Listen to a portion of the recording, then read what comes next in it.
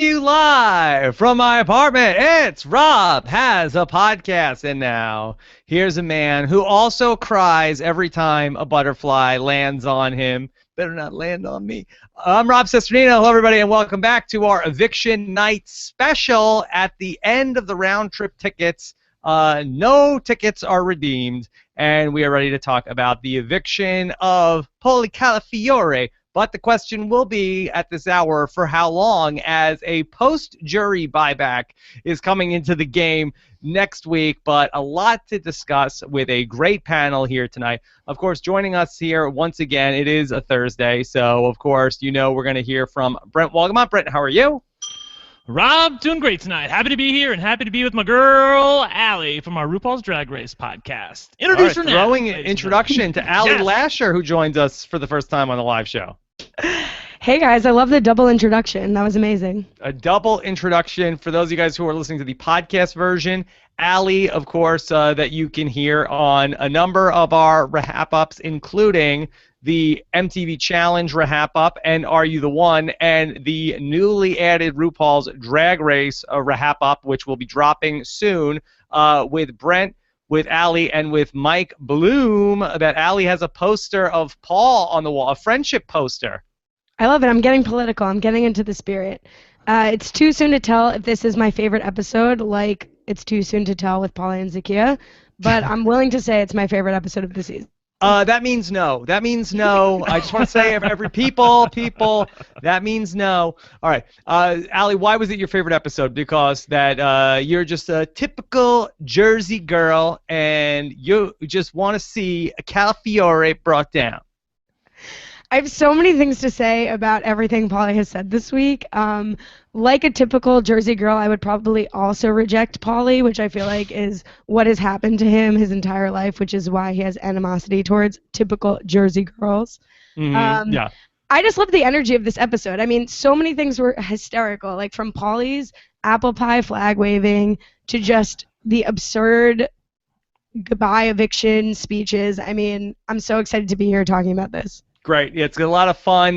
We had a Brentschel segment. Wow, what a week for Brentschel, Brent, to go from on RHAP just one Thursday ago to on Big Brother the following Thursday. What a magical consecutive 2 weeks. I know, you were so on top of it. You got them on Rob Has a Podcast. We got to do a podcast with them, and with Adora, who even got in on the podcast and did her great Big Beach impression, and then all of a sudden they're back on Big Brother proper with Thursday with Julie.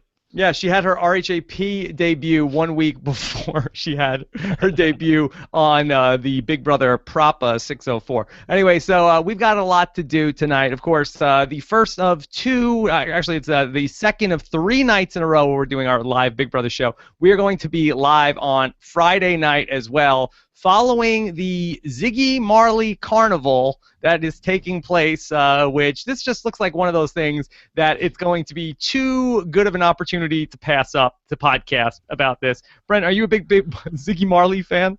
Rob, I don't even know who Ziggy Marley is. I'm like, I think he's he related to Bob Marley, and I thought I thought it was a joke, but then I know, right? Then I was astounded to find out that it was actually true. Like, I actually guessed correctly. No idea who this guy is. Good time for the house guests, and we'll see what happens on the podcast. Allie, are you a big reggae fan? Yeah, man. No, I'm just upset that I'm here on Thursday instead of the coveted Friday slot. I mean, I feel like you're jipping me here. You can come back tomorrow, I know, but you're off to law school, right? I'm off to law school, but I mean, if you're giving me the opportunity to podcast about Ziggy Marley, law school, Ziggy Marley, yes, well, I might make some room. Congratulations on heading off to law school, and great. I'd like to think your work on the RHAP-ups played some small part in that. I did actually make a video about it, and it got me into one of the schools, so... Yeah. Okay. Well, good to hear. Anyway, of course, so we'll be back tomorrow night live, myself and Taryn Armstrong, and if we find a reggae expert along the way, that might also be of some help. I also want to take a lot of questions from you guys, so use that bigbrother@robhasawebsite.com email address, because I have a feeling we'll be a little light on things to talk about, and not in the comedy sense on the Big Brother podcast tomorrow night. And we'll also do a live update. What happened? No HOH competition tonight, Brent? And we're not even a mention of it. No HOH whatsoever. The feeds are down right now, by the way, and they're going to be down until about 11 o'clock Big Brother time, which is 2 a.m. our time.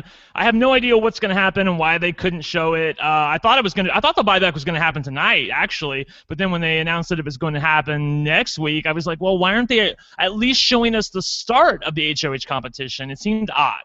Do you think that we'll get the HOH competition on the Friday night show, or do you think they'll wait for Sunday? That's what Julie said. She said during the when she was talking about the Ziggy Marley concert, she said that we'll see the beginning of the HOH competition. That means they're going to lead into it probably at the end somewhere, and then finish up on Sunday night. Okay. All right. So more on that to come. So we'll have an overnight update in the morning with myself and Taryn and Alex, and then we'll do our live show after the Friday night episode, and then, of course, back again on Sunday. So plenty of Big Brother to talk about. But I have something. Breaking news are happening now. A developing story to report. Earlier tonight, as I was minding my own business, I received somebody came after me. The @ZingBotOfficial Twitter account came after me and came after me hard earlier tonight. The Zingbot tweeted, "Hey @Rob Cesternino, what do you call a reality star turned podcast host? Broke. Zing." What? Why am I being zinged by the Zingbot a night after there is a Zingbot episode, Brent? What did I do? I'm not sure, but it seemed to me like that the Zingbot scandals were far more important than anything that's happening in your life, and obviously he knows nothing about you. You have an entire empire now. Yes. Well, I think that this is a thinly veiled attempt by candidate Zingbot to get me to release my tax returns, which I have said I will not do, and that this is just another veiled attempt. Where are those 33,000 deleted zings that the Zingbot said that he deleted off his private Zing server? Huh? Where is that, Zingbot? They're waiting for Russia to find them, Rob. Yes. Russia, if you're listening, please. Zingbot is at a Zing server. Then please find that for me. Okay. All right. But that being said, let's start off with the temporary eulogy for Paulie Calafiore tonight on the episode. Boy, what a self-important douche that this Paulie is. And really, I mean, that of the many things I could have been offended by tonight, I have to say the 5-minute soliloquy that he gave of, all right, Paulie, here's your chance to say something like, all right, now I'm going to go around the table and I'm going to say a little something about, it was like the worst wedding toast ever, Brent. Well, I thought he was over at one point, and then I realized, he hasn't done Michelle yet. I kept waiting for Julie to butt in because she has done that before and said, wrap it up. Cut to the chase. I think this is like the thing with the pies. The red alert for Paul went off at every hour of the night, okay? Paulie and his pies, he only had to do a few of them, and even when he did them, he really, it was like trying to pull teeth to get him to do it. So I think that this is a little bit of favoritism on Big Brother's part. They're just trying to tread lightly here with the Calafiores, and obviously they're in their good graces. Otherwise Julie would have butted in because she wouldn't stand for that for anybody else. Allie, how bad of a speech? Am I overreacting to this speech that went on and on and on? If anything, you're underreacting. I mean, my favorite part of it was the Derek shout-out because it's obviously Coach Derek's got to get some love in his goodbye speech because he basically did everything Derek obviously told him to do. And then also underrated is Quarry Speech, which was just Paulie said it amazing. Paulie said everything I need to say. Why are you echoing this insanity? Yeah. It was so long, and how many times do these players have to talk about how? And I know we're gonna hang out after the show. I'm gonna come to your town, and we're gonna hang out every day. Let me say something to all the Big Brother Hathkas that are in jury and can't hear me. That you're not hanging out every day. How many people from Big Brother 17 talk to each other at this point, Brent? Not many, and when they do see each other, it's like at a reality event or a charity event, or on the phone or on Facebook. But actually getting together, not very much. Here's what's gonna happen: that you guys will hang out the night of the finale, perhaps. Okay, then you'll go home and you'll text each other like once in a while, and maybe there'll be like 1 or 2 times that you see each other in September. And I'm counting 2 times if Adam Pock has a Big Brother Digital launch party in September, if they're out of the house by then. And then the next time you see each other will be at Adam Pock's Big Brother 19 launch party. Nobody's hanging out. You seem a little upset, Rob. Right? That's one of my pet peeves when people talk about how much they're going to hang out after the show. I'll tell you why I am not as offended as maybe the two of you are, as someone who's watched Pauly on the feeds. You know, Rob, we were talking about this. It's Pauly going through the stages of grief, and I really do think that's really what it was. At first it was denial, then it was anger, then bargaining and depression, which is what he's been in for most of the week. And finally the last 2 days, it seems he came to acceptance. He realized, oh wow, I'm really not going to be Derek and Cody. Everything doesn't end happily ever after for every hero of their own story. So I was not offended by it. I felt like this was part of his acceptance.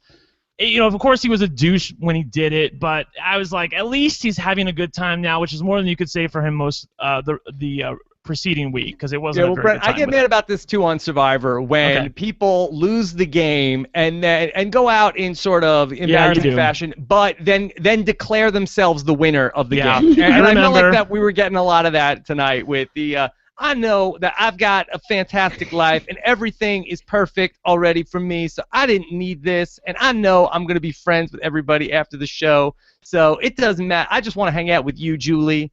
I don't even need to go back in the house. Stop it. Well, that's what's so crazy is because I feel like acceptance is being generous to, and please correct me because I wasn't watching the feeds, but Pauly's like maniacal laugh, like even with the Zingbot, like when he gets made fun of or when he gets evicted, he's like, it's the craziest laugh. And exactly when he says like, oh, I'd rather be here with you, Julie, it's like clearly it's only because you are somehow convinced that you have the one-way ticket, and then when you don't, that's even funnier. Yeah, he's totally rationalizing. Let's be honest. I mean, like, he was running this game. Julie was not lying. He was running this game from start to finish, from the moment he got off the block on the first week when he was saved on a 7-4 vote, and then became head of household. I mean, he has run this game, and so all of a sudden this week he realized, oh my God, these people can think for themselves. They're talking to each other. I don't run this game. And by the way, just so you know, he was fighting until the last minute today, trying to get people to give him sympathy votes, trying to get other people to vote for him, so maybe he could somehow rig a 3-2 vote with a few sympathy votes thrown in there. I mean, obviously it was a futile cause, but he tried. He campaigned, and I will give him credit for that. Okay. Brent, did he ever, though, understand what went wrong for him in his game? No. But I also think that's part of Victor and Paul. They haven't really told him what he did. I don't think Paul has ever gone to him and said, this is the reason why, because I think then Paul outs himself as somebody who was in on the plan, because up until a day or two ago, Pauly was under the impression that this was just something that came about with James and Bridget and Natalie, the whole evicting Zakiya plan. But then Michelle spilled to Pauly that all 5 of them were in on it, and that was a really illuminating experience for Pauly because I don't think he really understood. I think he suspected, but he didn't know it. So to find out that his best buddy, his PP friend, Paul, was in on it was. That was a self-reflection experience where he was like, well, what did I do wrong? And I still don't think to this day he understands that if he just gave a little in the friendship, that Paul would have stayed with him.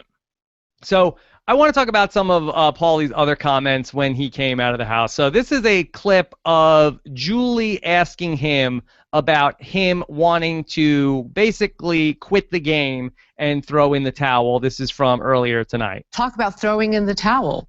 What made you want to potentially quit this game? Look, Julie, at the end of the day, it's all strategy. If you thought your boy was down, I was trying to get some sympathy from everybody in the house in order to potentially get somebody to pull Corey off the block. And even when he was up there, I felt like I had everybody feeling sorry for me, but crying doesn't work for men as much as it works for women. Oh, okay. So a lot to parse out in that statement. So first off, what did you think about the first part of that, Brent, where I wasn't crying and I was doing it as just to fake everybody out. I meant to do that, and it was just to get sympathy from other people in the house. Rob, I think I can quote the jury forewoman here when I say lies and deception. That's exactly what that is. No way, no how. He was feeling sorry for himself. He really wanted to quit the game. He was this close to doing it. I mean, this close to doing it. He couldn't accept the fact that he was no longer in control, and he didn't want to let the house guests have the satisfaction of, being. He didn't want to be the one that got. Okay, that's what's going on here. So you saw it tonight in his speech. He wanted to take ownership of. This is what happens on Survivor when people say that I'm the winner. I'm the one who really won. He was like, look, I'm the one who's going out. It's on my terms, my game. But no. You're going out on everybody else's terms and on their game. You do not control what's happening here, but he couldn't accept that. Yeah. And then, Allie, what about that part where I'm surprised that Julie didn't call him on this, where I think that maybe she just got caught by surprise. And I guess that crying doesn't work as well for a man as it does for a woman. Rob, I have no idea why you're going to me for this part of Paulie's comment. Well, I asked Brent the first part. Yeah, it's just purely coincidental. No, I mean, obviously, it's just like typical Paulie bullshit of like, I have nothing. It's like going back to his fight with Natalie, where Natalie held herself together. Did Paulie? No. Natalie used reason. Did Paulie? No. And all Paulie has are these just like arbitrary things like stereotyping and, oh, it didn't work for me because I'm a man. Well, who did crying work for, Brent? I mean, he thinks it works for Michelle. I mean, he's still under the impression, like I said, he doesn't understand the true reasons of what happened. He still thinks it was Michelle blowing up his game, Natalie going to Zakiya, and that whole fight that happened that night that was the ultimate impetus for his game to be unraveled. He does not understand that the seeds for his game coming apart were planted far before that. Yeah. Allie, I'm so happy that you're on the show tonight. You have, as I like to say, a heart of gold. And Brent, and I might as well consider you a part of the Calafury family. Yes, there you go. All right. So I will give Paulie credit for at least coming back and trying to fight, as you alluded to earlier tonight. At least he did mount an effort. I feel like the can I just have a sympathy vote is, sort of like lowest common denominator in terms of campaigning to be on the block and then asking for a sympathy vote from everybody. But at least that he did it, didn't go out and quit or go out in some sort of Shima-style rage in the week. So I'll give him credit for that. Credit there. I'm sorry, just to be clear and be fair to Paulie, I want to be fair to him because it wasn't just the sympathy vote thing. He did try to say he did try to say to the other house guests, look, keep me for my competition ability. I will go after Victor. It's not a good thing if you guys go after Victor because then if you take a shot at him and it doesn't work, then he would come after you and it would be a betrayal of him. I can do that on the other hand. Keep me and use me and I will gladly go out. I will lay on my sword the following week. Of course, he told us via the camera in the Big Brother house to the live feeders that really wasn't true. He would have gone after Victor, but of course he's never going to lie on his sword, and I don't think anybody would have expected him to. So I'll give him credit for at least trying something besides the sympathy vote, but they were just not buying it. All right, so Julie drops the bombshell on us that, okay, nobody had the round-trip ticket, so next week she's going to announce that one of the first 5 contestants in the jury is going to have the chance to come back to this house. Luckily, it's not a battle back type scenario where we're going to see where Paulie would have basically had a chance to just win one competition and get back into the house. It seems like there'll be some sort of a even battle between these 5 people. But, Allie, could we start with Paulie? Do you feel like that he's done enough to restore his image where if he comes back into the house, he just won't be dead man walking again? I mean, I don't buy it, and I don't think anyone buys it. I think we got it in the clip tonight of Natalie, like, fake accepting his apology and then kind of saying to the camera, no, Paulie, sorry. I did respect, at least in his gameplay-wise, I feel like he was going to each person with what we saw on the show, with what would best work for them. So, like, James, let me be your meat shield. Paul, friendship, come on, give me a sympathy vote. Like, I feel like he was isolating the people nicely, but no, they'll be itching to get him right out of the house. Brent, do you think that he could potentially come back with a vengeance like Victor after a couple of weeks on ice? Well, obviously could. By the way, I don't know if you guys heard this, but when Julie announced the twist, did you hear the audience murmurs? Like nobody in that audience was happy to hear that Paulie might have a chance to come back. And I'm really hoping that the producers heard that, because we had the buyback already through the battle back. Then we had the round trip ticket, and now we have another buyback. It's like, but I thought he got a good ovation, Brent. Is that the thing where they have to clap? No, yeah, that's the thing where they have to clap. I'm talking about after Paulie was off the stage and Julie actually announced the twist that the 5 first jurors would have a chance to come back into the game next week.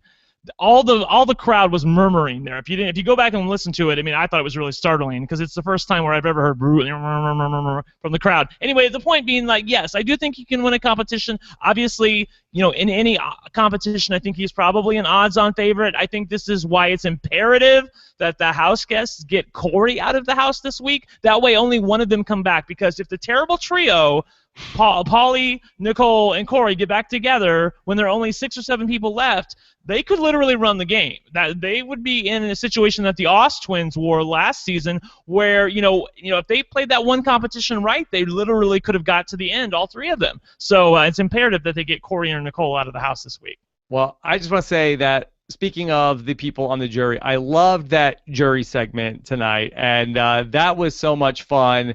And Brent, I really feel strongly the person that I need to see come back into this house is Da'Vonne. And Da'Vonne was all of us tonight when she watched that clip for the first time of Zakiya going up on the block and then Paulie winning the veto and then not using it on her. That was the best, Brent. It was the best. I mean, I hate it that Da'Vonne, if she comes back into the game, will have been out of the game for 3 weeks, but still, she has more game in her and more good TV in her than the other 4 jurors probably have put together. When she looked at Zakiya and said, he had the veto and he didn't use it on you, you could still see it on Zakiya's face that she still does not understand what's going on with her relationship with Paulie. She still thinks, regardless of what she says to the 2 of those girls, that there's a chance with Paulie. When Zakiya said to Bridget and Da'Vonne, oh, you guys could have worked together and brought me in on it, I'm like, no, bitch, they could not have brought you in on it because you're still too thirsty for Paulie. I'm glad we have Allie here, because Allie, I really want to get your opinion of Zakiya and what the hell happened to this girl. We saw her come into the house, an articulate, eloquent girl, and now she absolutely sucks. What happened to her? She got a little bit of that Cali Fury charm. I was so excited for this jury segment because I was like, great, finally Day will watch this and explain to Zakiya what happened in the house while Zakiya was there and somehow missed everything. I don't know what happened to Zakiya. I mean, look, I want to say that, no, I would never be in that situation. I don't know. Like, it's so bizarre to me because he falls off and Zakiya was perceptive. Like, I was impressed with that. Obviously, it was obvious. But someone so blinded might not spot it. So when Paulie goes off right after her in the HOH, she picked up on that enough to cry, like, go with your gut, girl. I don't know what Paulie was saying or doing with her off camera that I didn't see to make her feel like this was realer than we saw. But I don't know. There's no defense. I think she was, like, totally blind, totally misdirected, and just totally fell for him. Well, I think, look, nobody wants to be embarrassed, and I think that's what's happening here. It's sort of like Paulie tonight. Like, she doesn't want to admit that she got. In order for her to admit that the relationship with Paulie isn't what she thinks it is, she's going to have to own a little bit of embarrassment. Like, okay, I made a wrong call there. There's really nothing here, even though I thought there was something here. What? As for what Paulie was doing, he was just giving her enough physical attention, enough affection to keep her in line, and he said that to the other boys. She'll do what I tell her to do, which is exactly why they ended up evicting her. What's going to be super awkward over the next week is then when Paulie gets to the jury house and he's like, hey, Z, I'm here. Let's go. And Da'Vonne is just giving Zakiya the side eye to the extreme of, like, what are you doing? Did you learn nothing this entire time? Allie, who do you think will win out in that if you have the Da'Vonne versus Paulie battle for Zakiya in the jury house? Well, Da'Vonne will be back in the house, right? So then there will be no one there. Not for a week, though. Not for a week. No, I mean, obviously Paulie's going to win out. Zakiya, $500,000 didn't win out against Paulie, so obviously Davon's not going to win out against Paulie. Agreed. Yeah. Rob, Yeah. the thirst is strong with that one. Look, there's no I was way. just playing a game, and then I got emotional, and I was trying to pull off my strategy. So we'll see what's up. And I'm claustrophobic right now, so this is going to be too much for you to get in my face, Davon. So, all right, let's go then to something that I've been talking about on the shows, Brent, which I'm not sure if you, I think you disagree with me on this. I said that I feel like that Big Meech has put herself in a position where I think she has a good shot to win the game from almost no shot to win a couple of weeks ago. And then we saw, and it's one of the beauties of giving these big speeches in these moments, big speech Meech, where you tell everybody off, and everybody in the jury house is like standing up and cheering, like, you go, Meech. Oh, there's our girl. I can't believe you did it. That's 3 jurors that were standing up and cheering for her tonight, Brent.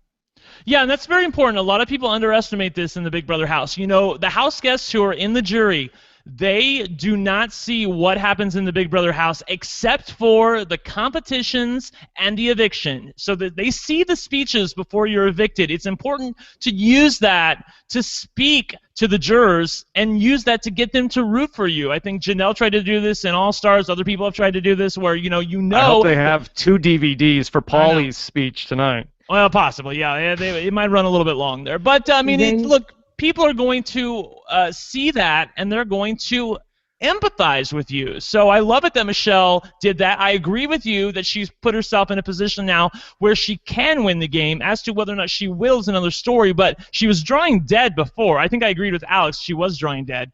And now I think people, they see that in their perception, they think that Michelle blew this game up and took the game by the horns, okay, for a moment. And I think that may be enough for them to get them to reevaluate her game. Allie, are you feeling the Meech-mentum?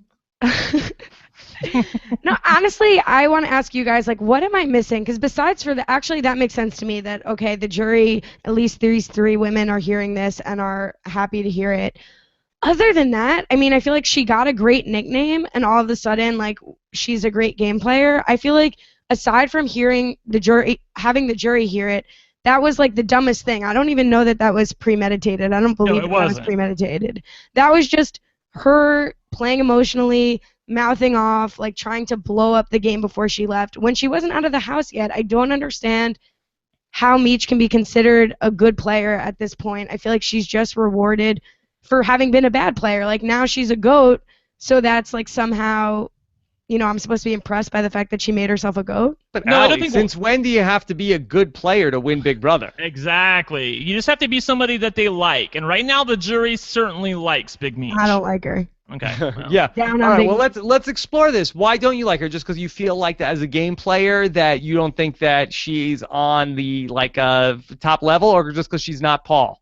She's definitely not on the top level, but that has never stopped me before from liking someone. I just I don't like that she doesn't stand by it. Like, I heard, I've honestly listened to so much Big Brother podcasting in the past week, so I'm not sure who said this on which Happy Hour or your show, but that she like owns her game, that she owns that she's, I disagree that she owns her game. I feel like she owned her game by saying, Nicole, you're a snake, and Paulie, I'm coming after you. And then she cried hysterically afterwards because Bridget, a girl that she had been picking on, went home. Like, that's not owning your game. If you're going to be a bitch till the end. Don't, one day I'm angry, one day I'm mean, and then one day I'm hysterically crying because my friend left the house.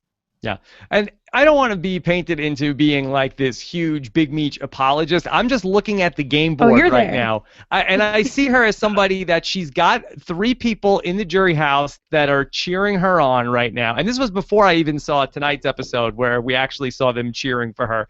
And she is the one sole person who's a straggler with all these pairs in the house, and I don't think she's anybody's target. And what I like about her in this spot is that I feel like that when it gets down to, okay, count everything in the house, or on what day did this happen, I think that as a super fan, I think she has a good shot to win an HOH or 2 down the stretch here, and I think that she might even be thought of as somebody, I can beat her in the end. and then somebody takes her to the final two, and it's like, oh wait, what? Like Nicole, hypothetically, if she's still around, she might say, oh, Big Meech is the best person for me to bring to the end, and ends up losing to Big Meech. Should I call her a loser? Would that solidify her winner status? No. She's a loser. She's a if anything, loser. I'm solidifying she's going out on Thursday by talking her up like this. So I wanted to just make a note really quickly that Paulie made a note to Michelle earlier today when he was trying to campaign to her that, you're going to be the last singleton left between 3 duos. And I'm thinking to myself, like, that could have been Davon. Remember when Davon was presented with that opportunity? Like, you can be the 5th wheel between these 2 duos. And she was like, no, I don't want that. What a terrible place that would be, because I would always be on the outs. But look, the great position that Michelle is in right now. Such a miscalculation on Davon's part. If she does get back into the house, I'm hoping that she can course correct and take advantage of that opportunity. But I don't know if she can. Okay. All right. So let's start to look ahead now to this week without Paulie in the house. And again, we don't know who's going to be coming back 1 week from now, but we can't be worried about that right now because somebody is going home this week. Brent, who do you think is in the best position now to lead the house on this next, barring, we don't know who the HOH is, but who do you think's in the best spot here? The two people who are in the most danger are Quarry and Victor. I really do believe that those 2 people are probably the main targets for both sides of the house. If anybody from the 5 wins head of household, they're going to target Quarry and Nicole. If Quarry and Nicole win head of household, they're going to try to target Paul and Victor 100%. Nicole said on the feeds today to us, the feeders, if she wins head of household, she's 100% putting up Paul and Victor. Of course, they don't know about the America's Care package that's coming, but Victor would be her target and Paul would be the backup. Just like if somebody from the 5 wins, Quarry would be the target and Nicole would be the backup. So James, Meech, Natalie, they're sitting pretty.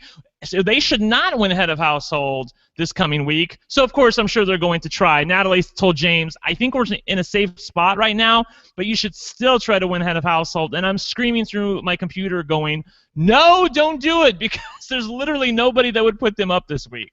Yeah. Can I ask one Natalie-related non sequitur? Brent, was Natalie in a costume this week? I didn't understand what she was dressed as tonight. How dare you? It looked a little vampire-ish, a little Elvira, yeah. Allie, what was she doing? Okay, she's so on trend. You guys don't even know that Joker from the 90s is back with a vengeance. All right. It was severe. It was a little severe. But yeah, it was a little severe. Yeah. It was a little severe. She's doing a 90s look. Is this to bring in the premiere of Survivor Gen X versus Millennials? I don't know. Don't ask me. I changed out of pajamas for this podcast, so don't come to me with passionate questions, obviously. Yeah. All right. So, Allie, are you concerned about your boy and the status of him in the house this week? Oh, this is an audio podcast. No, I mean, I honestly feel like he's got a great meat shield in Victor. I mean, the fact that Victor meat shield? Okay. Meat shield? Meat shield. I feel like the fact that he says you're my social game is like, it's clear that Victor's eating out of the palm of Paul's hand. I mean, I think that in this case, knowing that there's going to be a buyback next week, the 5 are not going to want to take any chances. They're not going to want to shake things up. They're going to want to get a Quarry, or as Brent said, a Quarry or Nicole out of the house, and then have the most people on their side, like Victor, like Paul, who can win challenges and be able to get the returning juror out of the house. Let me say really quickly that Quarry or Nicole will be evicted this week unless we come back from the feeds tonight and Nicole is the current head of household, because Nicole's already won a America's Care package, all right? So she can't win again. So only Quarry can win an America's Care package. If Nicole becomes head of household and Quarry gets the care package, that's the only way that Paul is in danger. If Victor wins the veto, then obviously Paul's going to go home. If anything else happens besides Nicole winning head of household tonight, then no matter who the care package goes to, Quarry, whoever isn't head of household between Quarry and Nicole will end up on the block, and as long as they don't win the veto, they'll go home. So all right, let's talk here about this care package. I feel very strongly Paul is getting the care package. Is there any disagreement here on this panel? Go ahead. Do enough people know Corey's name for that scenario to happen that like people would vote for Corey? I think maybe the Patriotard is the best thing to happen to his game because he stands out. Otherwise, he's literally wallpaper in the house. I mean, look, Nicole has 400,000 followers on Instagram. I do worry that her followers would vote for Corey. And remember, there's only 4 people. 4 people you can put her vote. So it's like Trump in the primaries. Like 30% can carry the day here, especially if Paul becomes the current head of household, because they said on the show tonight that whoever becomes the head of household is not eligible. So let's say Paul wins head of household. Then they go to the second most important person, and Corey could literally end up with the second most votes in that scenario. Because other than Paul winning the HOH, there's no way that he cannot get this care package this week. No way that Nicole Nation is going to... Yeah. I don't think so either. I don't even think, even if Paul does become head of household, I do not think that Corey will win the care package, but I'm a little nervous about it. Yeah, okay. I was going to say I'll make it interesting if anybody wants to take me up on this. I will take you up, not just for Paul haircut if he doesn't get it this week. Oh, I'm taking you up on this. I will get the Paul haircut right before law school. Nice and professional. Yeah. All right. So, of course, this is the special night of the year also where Scott St. Pierre is visiting and is here in the studio. Scott, do you want to say hi? Sure. Hi, everyone. Yeah. Hi, Scott.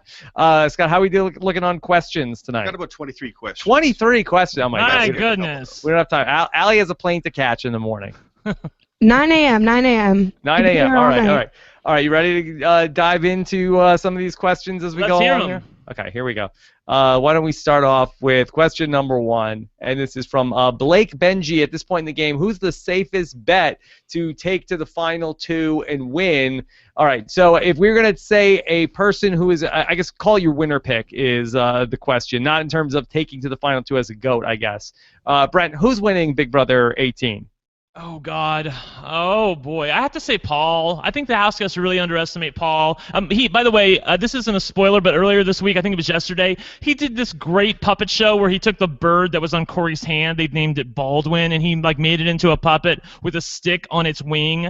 And he did this puppet show behind the couch where he was roasting the other house guests, and literally it made them laugh. These are the little things that matter. People don't understand. If they think it's about strategy, yeah, it's about strategy, but you also have to really like the person that you want to give $500,000 to. Just like last year with Steve, when people felt good about giving Steve the money, they felt good about it in their heart. I think they'll feel good about giving Paul the money. I really do.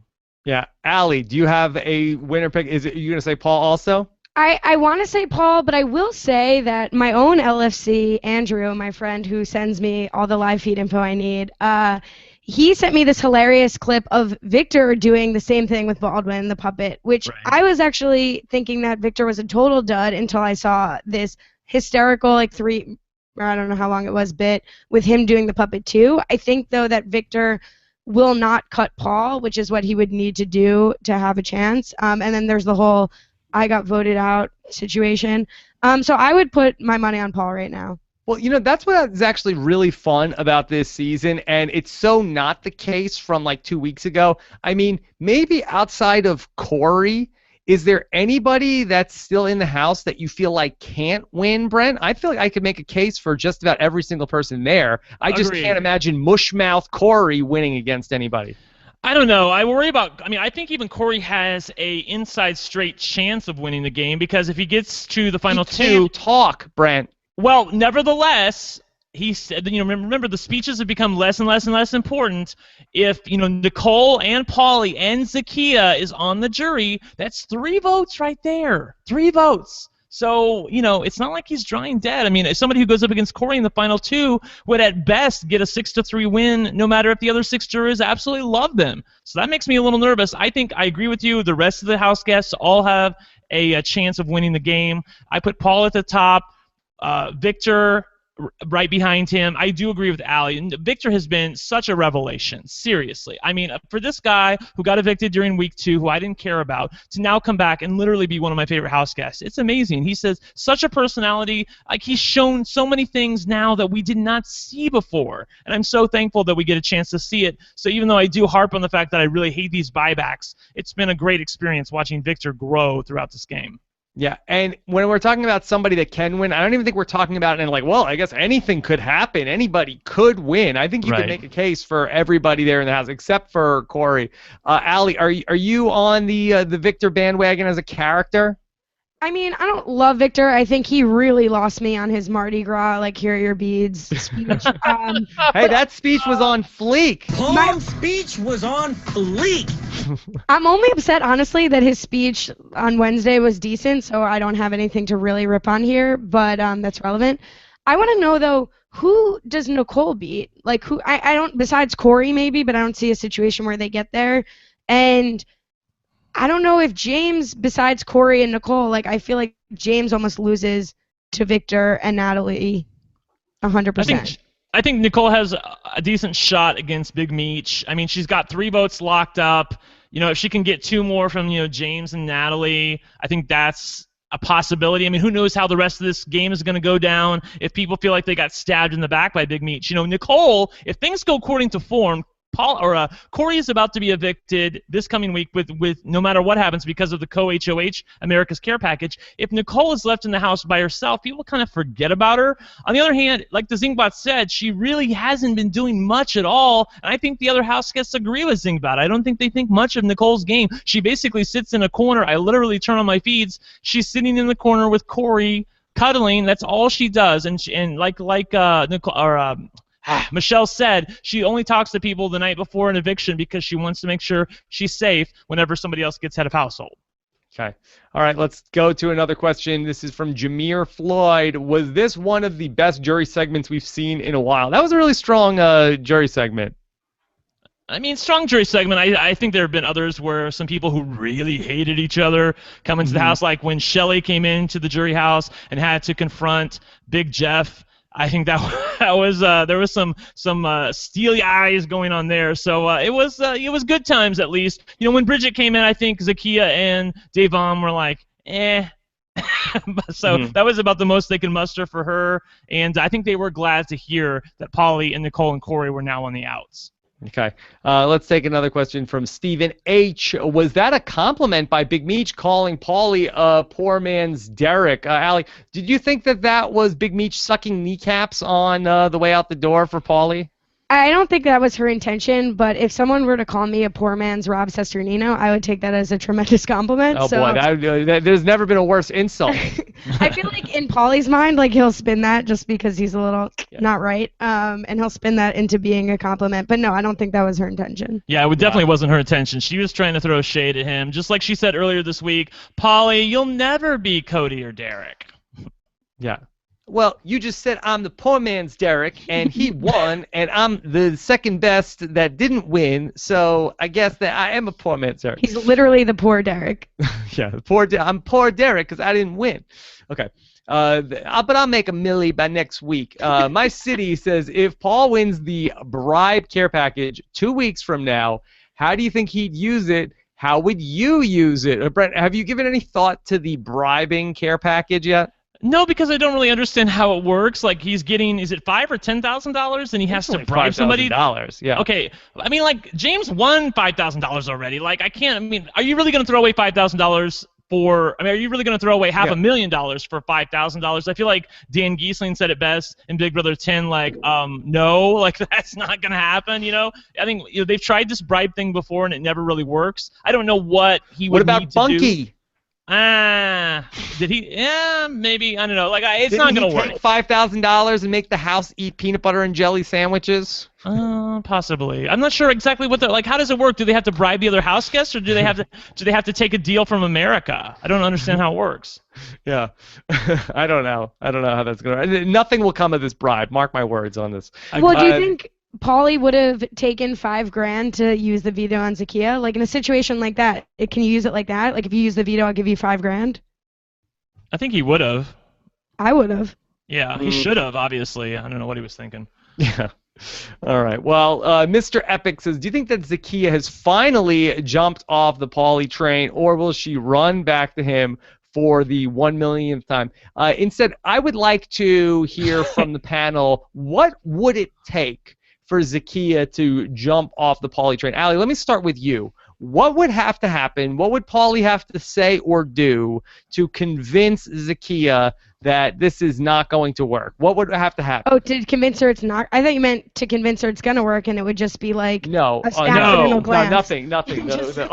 A butterfly would fly by. I think he would have to like wife up Davon while in the jury house. Okay, so he would act like Davon is... No, straight up wedding. Chris Harrison comes in, officiates a bachelor-style wedding in the jury house. And Zakiya would still be thirsty for him at that house. Yeah, he would say to Davon... And I might as well consider you a part of the Califuri family. That's a proposal.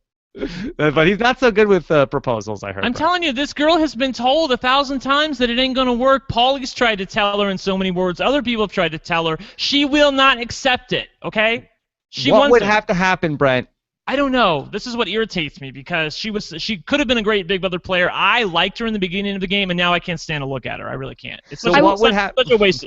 I mean, what would he have to do? I don't know. He would literally have to screw everybody else in the jury house, including Corey. I don't know. I mean, how about this? Direct communication. Just, Zakiya, I'm sorry, this isn't going to work out. That might work. Guarantee he hasn't tried that. Okay, we'll see. All right, Jamie Bobo, Rob, what was up with that weird Paulie and Julie interview? What's with the strong handshake at the end? I didn't catch that. Brent, was there a awkward handshake between Julie and Paulie? I didn't see the strong handshake. I saw it when he literally picked her up and she looked like she wanted to slap him. Yeah. Yeah. You know, that's just me. I'm being flirtatious. That women love it when I act all flirty with them and pick them up off the ground.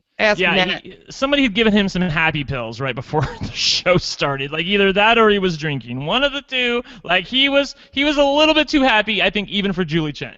Yeah. Allie, what'd you think of the handshake? I mean, I can't even get through it. It's like I wanted him to be like, I don't sexually harass only Julie. I sexually harass every female reality TV show host. Yeah, it's not just. Yeah. It's fine. Yeah. That. Bred for this. Yeah. Okay. This is from Jairus, who says, did Paul really have any intention of giving Paulie a sympathy vote? No. No. Do you have Johnny Mac queued up? Yeah, no. Sure No. Yeah. Like they were just trying to humor him. They were trying to like get through the week, let him say what he wants to say. But then they quickly realized that the more hope you gave Paulie, the worse he got. Like he literally got insane, and they told each other that. So they shut it down by last night and today. And Natalie said, "Look, I'm voting for Corey to stay. Sorry about it." Shut it down. Yeah. All right, and then in terms of, we saw who had the round-trip ticket, and lo and behold, it was the man who found his way into the secret room first. We were all complaining about, shouldn't he have gotten something? Oh, wait, hold on. Now, Allie, you have like a huge fathead size poster of, or no, you're just holding up to the camera. But this wall's very far away. This one is much bigger. Yes, Through the magic of Google Hangouts. Well, I accidentally printed this one. When I put this one up, it looked ridiculous, so I had to make a bigger one. I'm very bored. Did you make these yourself, these Paulie posters? What? No, definitely not. Okay. It was a gift. I'm sure that you could take orders for them if I have a feeling that you'd probably sell a few. I'll drop out of law school right now. Yeah, I'm telling you, put that up on Teespring. I'm telling you, you'd sell 100 by the end of the weekend. Do you want it, Rob? Is this like, are we making a deal here? No, you do it. It's your thing. I'm definitely gonna do that. I'll be there. He's not lying about I'll tweet out the link if you post it. I'll tweet out the link. Girl, you can make some money. I'm serious. Yeah. No, yeah, that's good. All right, that's a $5,000 bribe. All right, so Brent, in terms of the Paulie having the round-trip ticket, do you feel like that Big Brother is vindicated in terms of any funny business that maybe many people, including myself, have accused them of before in the past? Yes. I mean, I was pissed when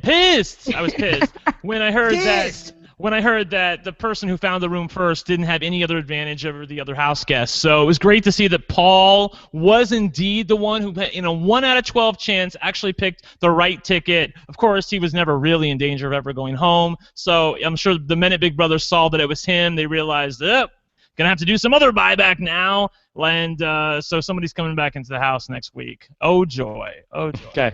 Can I say something unpopular? Yes. Go ahead. Do you guys like good TV? Love good TV. Because I do, sure. I don't care. TV! Yes.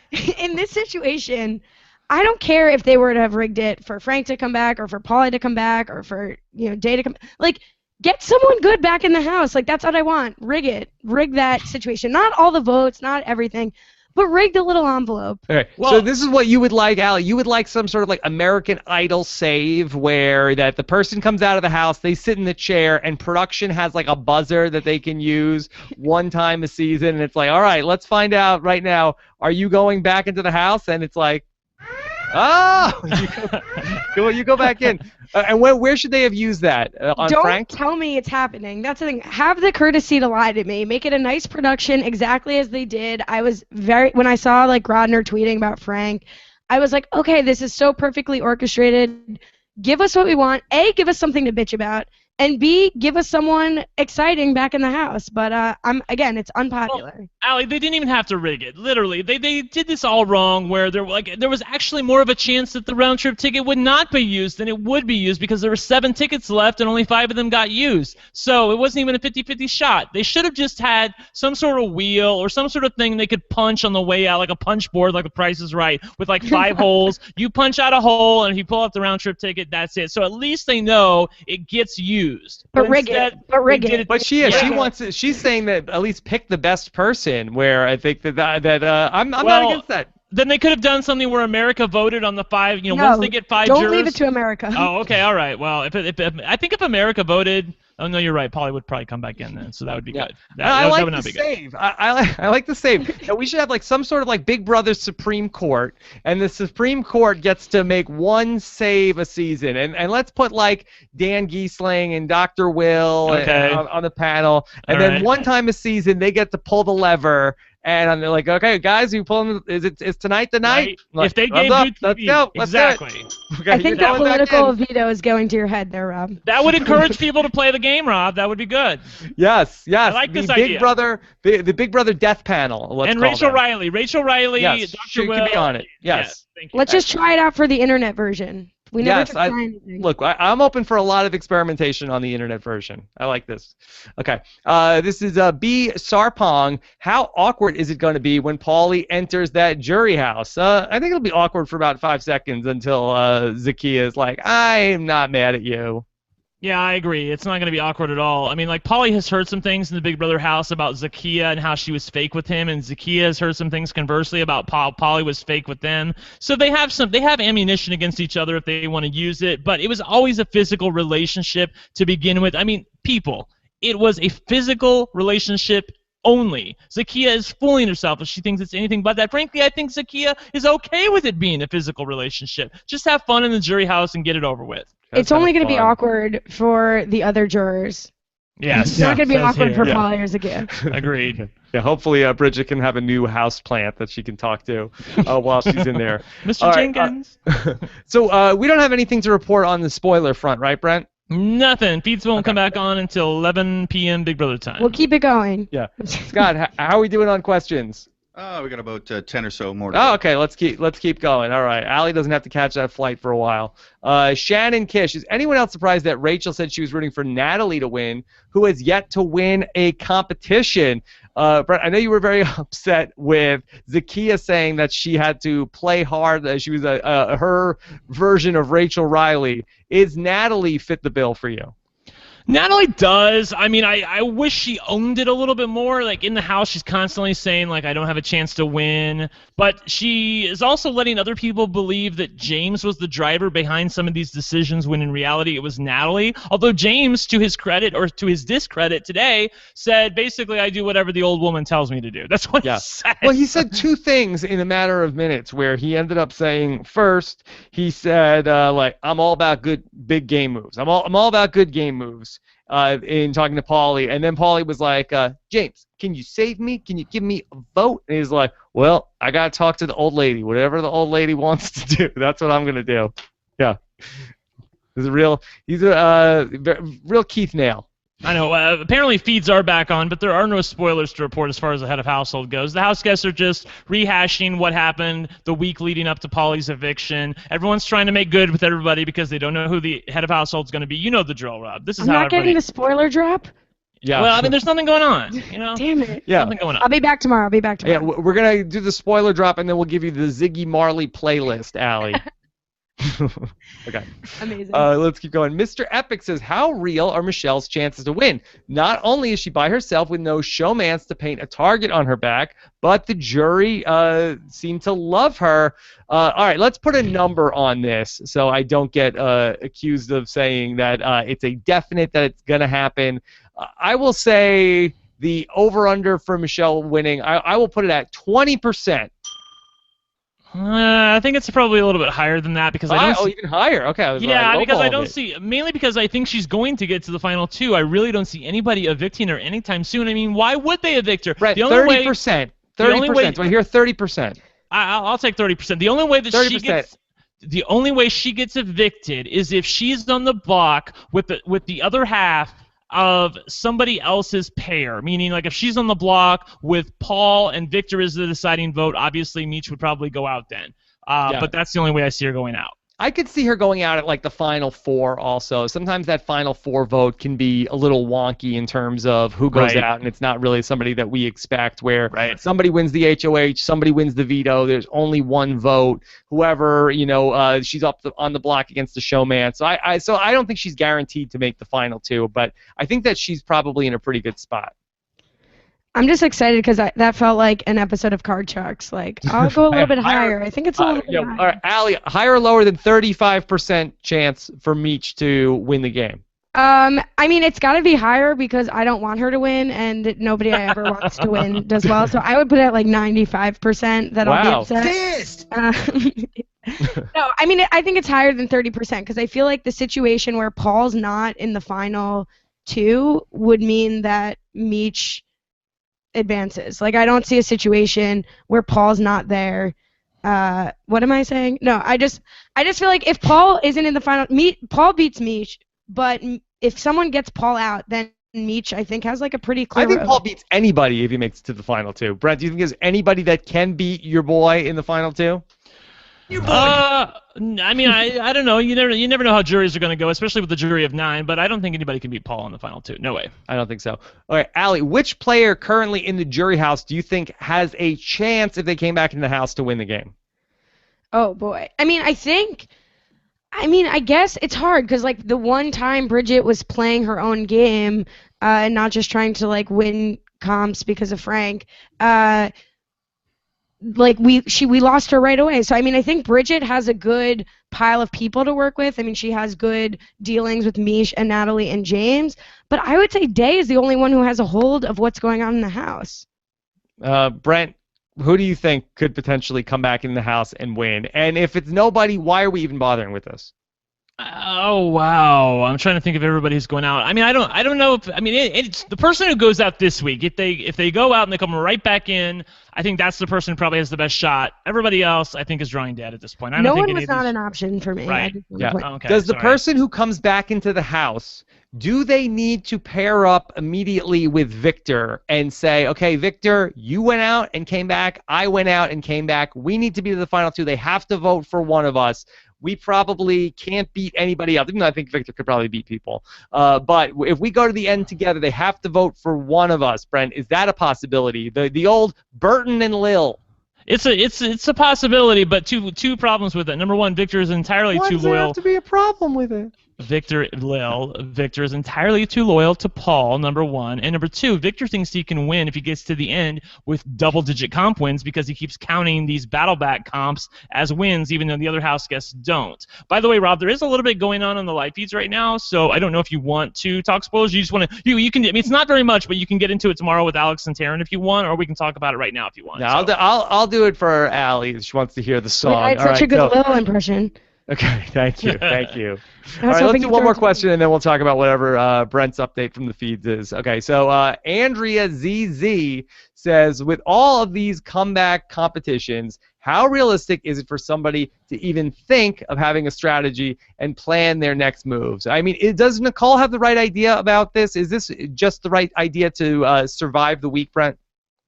I mean, you have to survive the week obviously that's task number one, but number two, you have to do things eventually that make the jury want to reward you in the end. I mean, she hasn't done anything noteworthy thus far in order to get herself a W. Okay. Allie, what do you think? Is this just Big Brother in 2016?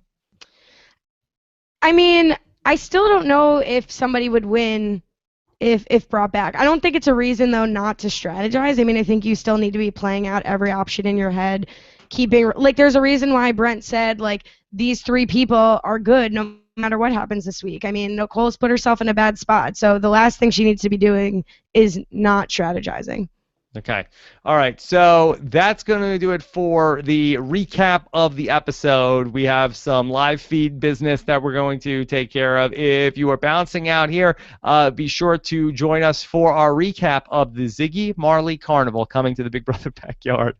Words I never thought I would say in my entire life. Brent, did you like it when Sheryl Crow came to the Big Brother house, though? Wasn't that good? That was fun, and Sheryl Crow was very popular back then, but Ziggy Marley, like I said, I didn't know who the hell he is. Yeah, I don't know.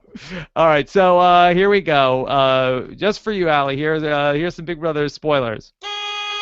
The Office of Civil Defense has issued the following message.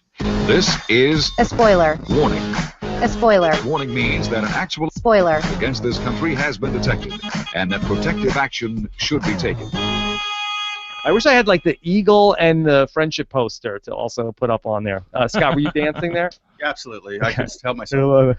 With some notice, I would have crafted you both of those items of the same quality. Thank you. I think we need that. We need to have the Quarry eagle here to be able to pull up from the side and be like, oh.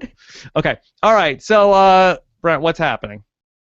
Well, coming into tonight, I was certain that if any of the five won head of household, that they would instantly target Nicole and Quarry. But it appears that Paulie, on his way out, has done a little bit of damage to that five, and now it looks like James and Natalie might be turning on Victor and Paul specifically, and might be aligning themselves more with Nicole and Quarry. So it's I'm not loving this.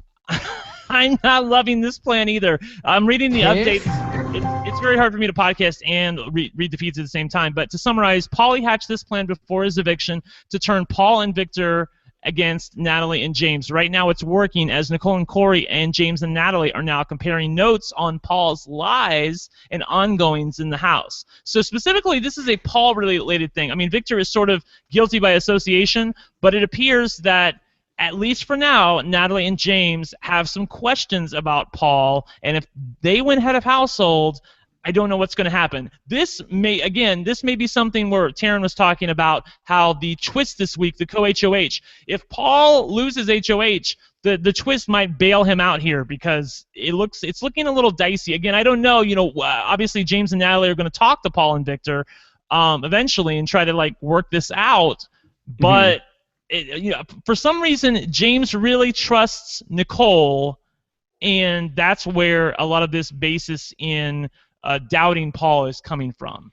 Allie, on a scale of friendship to pissed, how scared are you for Paul tonight? I mean, a little bit friendship, honestly, because if Natalie were to win this season, I actually wanted to print a picture of Natalie also, but they were all in bikinis and I didn't want to objectify her. So, also I didn't want to, have Natalie in a bikini on the screen. So the only thing I'm worried about is Paul does not do well when confronted, as we saw with his abysmal handling of Paulie, asking him if he'd use the veto, and it was Porky Pig style babbling. But my only concern would be that James and Natalie would go with Quarry and Nicole against Paul and Vic. Fine, let's see Natalie's rise to the top here, and then Quarry win HOH, and then take them out, and then we're left with a Quarry, Nicole, and James final three. Worst case scenario. This is what's going on. Nicole asked James and Natalie, do you know whose game Paul is playing right now? And James and Natalie both said, yeah, he's playing Paulie's game. So now it looks like Paul is becoming the new Paulie. He's planting a lot of seeds with everybody, talking to this side of the house, talking to this side of the house. So that might get him in a little bit of trouble here. He's got to survive this week. Okay, well, I'm not worried. I'm with Allie. I'm still very friendship on this. Oh! Oh!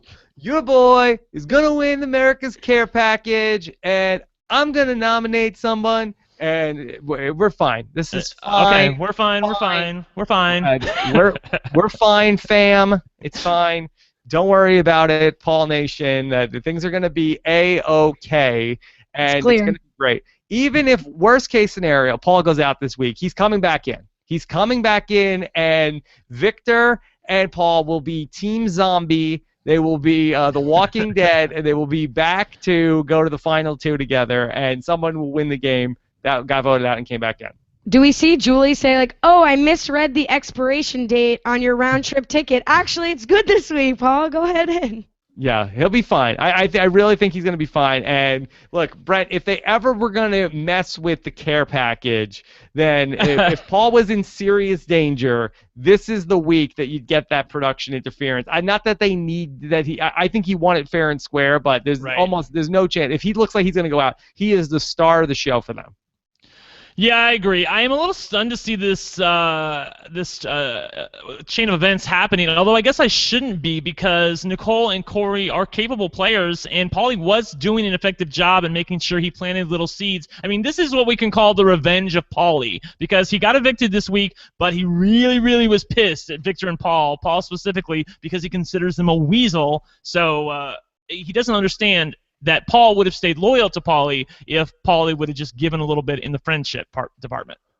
Yes, friendship, very important, the most important thing. And then one final hypothetical question. So Paul, I believe, will get the care package. I believe he will be safe on this week's vote. But hypothetically, let's say someone, whether it's James, whether it's Nicole, whether it's Corey, they put Vic up on the block. Brent, what are the chances that Victor could become the Ozzy of Big Brother and get voted out twice in one season and return to the house?